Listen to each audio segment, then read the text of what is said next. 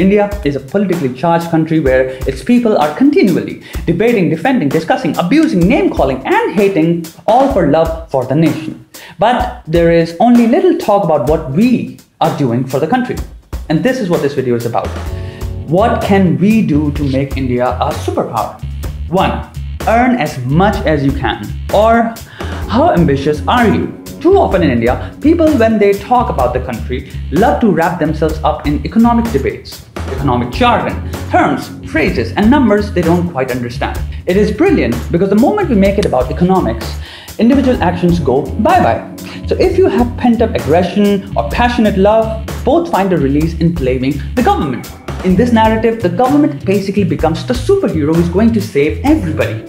This mental association between government and economics is doing the most damage because millions of people scream at the top of their lungs about the financial wrongs the government has committed, but evade all and any personal individual reflection. What have you done? Now, I'm not saying this argument absolves government of all blame or it shouldn't be criticized. What I'm talking about is consistency. Because although you love bringing in economics in every argument, economics doesn't give a shit about your feelings. It directly cares only about how ambitious you are. Forget GDP, forget the depressing numbers, think individually. If people are working hard and actualizing their potential, their dreams, then they have a shot at a prosperous life. If a country has a growing ambitious population that is earning well, then that country will automatically see a rise in spending.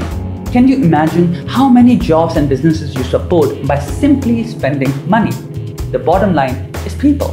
When people are wealthy, they invest, they create businesses, and they spend a lot because they have a lot of money to spend.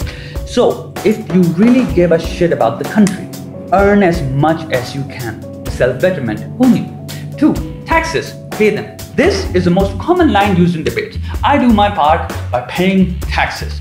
Do you? How many people do you personally know who don't pay taxes or employ CAs and professionals to cleverly evade them? Who are you fucking kidding? We are a nation full of people who year-round will blame and blame. But at the end of the fiscal year, sit in a private room and make sure they save as much money as they can by making shit up.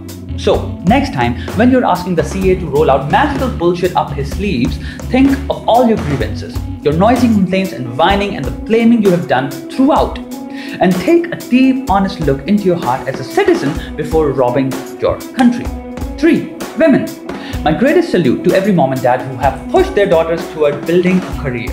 My greatest fuck you to every guy who tells his wife or girlfriend that they need not work because I'll be earning anyway. Think of women not as women. Think of them as another Indian. Another Indian earning, paying taxes, spending, starting a business, employing more Indians, and so on. How do you know how far a person can go if you stop them at the starting line? Now, those women who want to stay at home, I bet you still want to do something.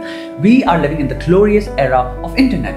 If you don't know something, you can learn it for free. If you want to start a business, you have Facebook, YouTube, Instagram, and multiple platforms that give you opportunities. All you need is the want to earn and the will to act. 4. Forget the government. The country and the government are two different things. Love and be proud of the country. The country stays and the government changes all the time. Even the political parties change all the time because they are composed of people. People retire, get old, die, and are replaced by new people. And the party evolves or devolves based on the policies the new people bring. That is why you hear people say, this party used to be great 10 years ago. What they're referring to is people in the party at that time. A party is merely a symbol. In the campaigning days, they all promise when they come to power, a lot of these corrupt people are going to jail. Nobody does. You have heard enough, seen enough. They're all the same bullshitters who'd say anything to come to power, and behind the curtains, look out for each other. Now, 1 out of 100 people will go the other way. And that's why society loves to lionize such people. But democracy cannot be adjusted in accordance with the goodwill of one person. Democracy requires the vote of majority, the cooperation of majority, and when most are simply interested in their own agendas, pockets, power, and ideologies, the definition of betterment changes according to their motivations. So my suggestion is, don't pin all your hopes on a bunch of people in politics, especially when politics involves power, control, subversion, ideological popularization, and billions of dollars of money. My point is, other than betterment of people, there are way too many motivations one can get corrupted by. 5. Treat this country as your home. If 1 billion people decided to make this country clean, there wouldn't be a need for Clean India initiative. But because there is such a thing called Clean India Initiative, you get to say, why do I have to do anything? The government's getting my taxes. Go to any developed country and you'd realize it is not only the government, but the people who reject spreading dirt, littering, spitting and dirtying the environment. We as people have to become conscious of our surroundings. The country is our home. You want your country to be clean? Do the least you can. Not the most, the least. Because right now, we are actually contributing. We are doing harm. 6. Stop being a puppet and wasting time. Open your eyes to the brainwashing done to you by keywords such as leftist, right-wing, liberal, libtard. Any person who is putting people into labels is a huge moron because human personalities cannot be defined by labels. But labels are very convenient for pointing out the enemy. In India, intellectuals are called libtards. So according to those who say it, if libtard is synonymous with intellect, what does that make people who are against libtards? Dumbasses? Do you see how plain stupid labels are? Let's consider the central motivation of this passion on both sides. Love for the country. If you are a self-professed bhakt, work as hard as you can to actualize your dreams. If you are anti-establishment, work hard to actualize your dreams. You're both part of the same team, the country and its people. You can both work together and solve them yourself. 7. The concept of building communities. Organizing communities in the areas you live. It could be only a street, a block, a marketplace. Even if the focus is only on cleanliness, safety, security, a lot of progress can be achieved without waiting for the government to intervene. 8. Helping. If you want this country to be a superpower, you'd have to start seeing its people as not liability, culprits, or dispensable population. I'm talking about poor people. A country that speaks the language called me only will always stay behind. You are not united.